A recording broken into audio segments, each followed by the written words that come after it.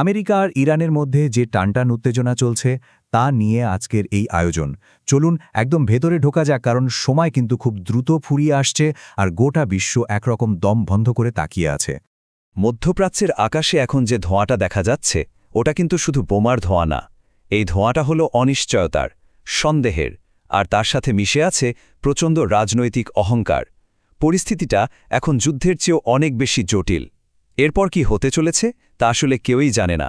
একটা ঘড়ির কাঁটা কিন্তু টিকটিক করে চলছে, একটা ডেডলাইন খুব দ্রুত এগিয়ে আসছে, আর বিশ্বের বড় বড় শক্তিগুলো এমনভাবে দৌড়ঝাঁপ শুরু করেছে যেন কোথাও আগুন লেগেছে আর তারা সেটা নেভাতে ছুটছে। আর সেই ডেডলাইনটা হলো 22শে এপ্রিল। হাতে সময় বলতে গেলে প্রায় নেই। এর মধ্যেই একটা সমাধান বের করতে হবে, না হলে পরিস্থিতি যে কোন দিকে যাবে তা ভাবলেও ভয় লাগে। আচ্ছা, এই যে এত বড় একটা নাটক চলছে, এর মূল চরিত্রগুলো কারা?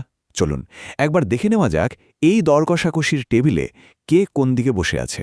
এই স্লাইডটা দেখলেই পুরো ব্যাপারটা পরিষ্কার হয়ে যায়। অবস্থাটা হয়েছে অনেকটা বিয়ের আসরের মতো। যুক্তরাষ্ট্র আর ইরান দুজনেই যেন বর আর কনে। একদিকে বসতে রাজি, আবার অন্যদিকে বেঁকেও বসছে। কনের বাবা যেমন বলছেন, মেয়ে তো আমার, বরের বাবাও ঠিক তেমনি জেদ ধরে আছেন, না, তালগাছটাও আমার। কেউই চুল পরিমাণ ছাড় দিতে রাজি না। আর এই বর-কনের ঝগড়া থামাতে সৌদি আরব, কাতার, তুরস্কের মতো দেশগুলো যেন পরিবারের চাচা মামার ভূমিকায় নেমেছে। তারা দুজনকে বোঝানোর চেষ্টা করেই যাচ্ছে। আর পাকিস্তানের অবস্থা তো সেই বেচারা ঘটকের মতো, যে দুই পক্ষকে মেলাতে গিয়ে নিজেই নাজেহাল হয়ে গেছে। কিছুদিন আগেই একটা বৈঠক হয়েছে, যেটা থেকে বোঝা যায় যে পরিস্থিতি ঠিক কতটা জটিল। চলুন সেই লম্বা নাটকের একটা ঝলক দেখে আসি। ভাবা যায়, টানা ২১ ঘণ্টা মার্কিন ভাইস প্রেসিডেন্ট জেরি ভ্যান্স আর ইরানের স্পিকার মোহাম্মদ বাঘের গালিবাফের মধ্যে এই ম্যারাথন আলোচনা চলেছিল। একটাই আশা ছিল, যদি কোনো সমাধান বের হয়। কিন্তু এত কিছুর পর রেজাল্ট কি হল? শূন্য, কিছুই না। ২১ ঘণ্টার আলোচনা শেষেও কোনো সমাধান নেই। পুরো ব্যাপারটা একটা নাটকের মতো শেষ হল, যেখানে পর্দা তো নেমে গেল, কিন্তু গল্পের কোনো শেষ হল না। তাহলে প্রশ্নটা হলো, আসল প্যাঁচটা লেগেছে কোথায়? কোন কোন শর্তের জালে এই আলোচনাটা এমনভাবে আটকে আছে? চলুন এবার দরকষাকষের একেবারে গোড়ায় যাওয়া যাক। মূল সমস্যাগুলো এখানেই। দেখুন, আমেরিকা চায় ইরান প্রায় ২০ বছরের জন্য তাদের পারমাণবিক কর্মসূচি পুরোপুরি থামিয়ে দিক। ওদিকে ইরান বলছে ৫ বছরের বেশি একদিনও না।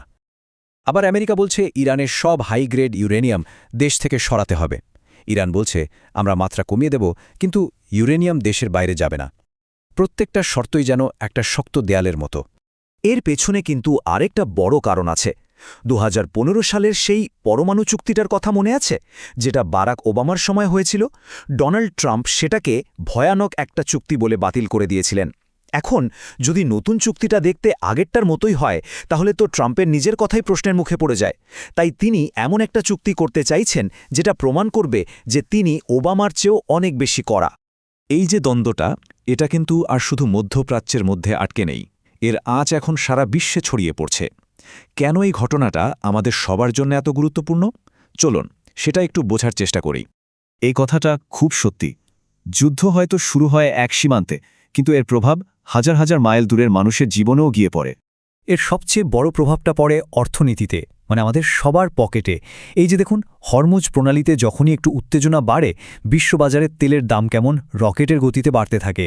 যুদ্ধটা যেন একটা অদৃশ্য হাতের মতো, যেটা অনেক দূরের দেশের মানুষের পকেটও খালি করে দেয়। আর এই অর্থনৈতিক ধাক্কাটা বাংলাদেশ থেকে ব্রাজিল, ইউরোপ থেকে আফ্রিকা, সব জায়গার মানুষই টের পাচ্ছে। বাজারে জিনিসপত্রের দাম বাড়ছে, আর সাধারণ মানুষের জীবন চালানোটা আরও কঠিন হয়ে যাচ্ছে। সব মিলিয়ে পুরো পরিস্থিতিটা এখন একটা খুব সাধারণ প্রশ্নের সামনে এসে দাঁড়িয়েছে। শেষ পর্যন্ত কি এখানে অহংকারেরই জয় হবে, নাকি শান্তির কোনো পথ খুঁজে পাওয়া যাবে? দুই পক্ষের শেষ মুহূর্তের অবস্থানটা বেশ পরিষ্কার। যুক্তরাষ্ট্র বলছে, চুক্তি যদি হয় তো আমাদের শর্তেই হবে। বাইরে থেকে তাদের খুব শক্তিশালী মনে হলেও ভেতরে ভেতরে হয়তো তারাই সবচেয়ে বেশি মরিয়া। কারণ যুদ্ধটা যদি লম্বা হয়, সবচেয়ে বেশি ক্ষতি তাদেরই হবে। অন্যদিকে ইরান খুব ভালো করেই জানে যে সময় তাদের পক্ষে। তাই তারা বলছে, দেখা যাক কে আগে ধৈর্য হারায়। তাহলে সবকিছুর শেষে প্রশ্নটা কিন্তু একটাই, দুই পক্ষকে নিজেদের ইগো বা অহংকারকে একটু পাশে সরিয়ে রাখতে পারবে, নাকি এই তালগাছ আমার বলে ঝগড়া করতে করতে সবকিছুই ধ্বংস হয়ে যাবে?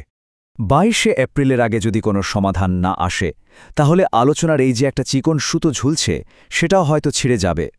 আর যদি তারা আবার টেবিলে বসে, তাহলে হয়তো নতুন কোনো ভোরের আলো দেখা যাবে। শেষ পর্যন্ত কি হবে সেই উত্তরটা একমাত্র সময় দিতে পারবে।